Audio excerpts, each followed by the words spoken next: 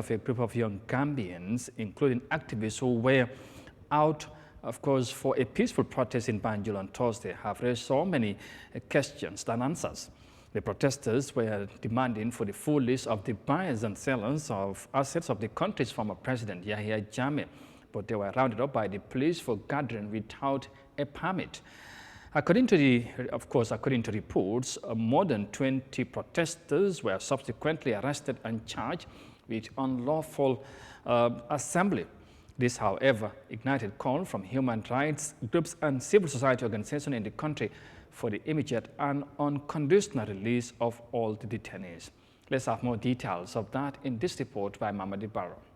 The protests, organized by Gambians against looted assets, resulted in the arrest of numerous participants and journalists, which has since triggered dissenting among Gambians. They were planning to march to the Attorney General's chambers to deliver a petition. However, the police questioned the group's motive and raised security concerns, subjecting to its members to screening at the Interpol Banjul office. They were subsequently denied a permit, but despite the lack of an official permit, the group proceeded with the protests, claiming it had a constitutional right to do so. However, as members of the group began to assemble at the Banjul Arch, heavily armed paramilitary officers arrived in two pickup vehicles and encounters ensued, leading to the arrest of the protesters. According to the police, all those arrested refused to disclose their identities during questioning, and that additional arrests have been made while advising individuals and groups to adhere to the rule of law and order.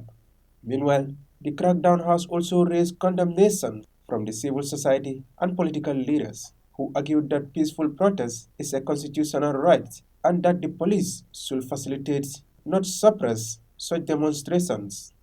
The group were out to demand transparency over the controversial sale of assets linked to former President Yahya Jammeh, a process marred by allegations of corruption and lack of due process under the current administration, prompting condemnation from the civil society.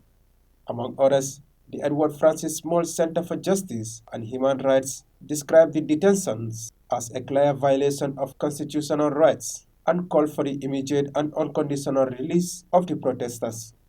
As the situation evolves, other youth groups have vowed to continue to take the streets until the arrested protesters were released. Reporting for Eyeafrica News, I am Mamadi.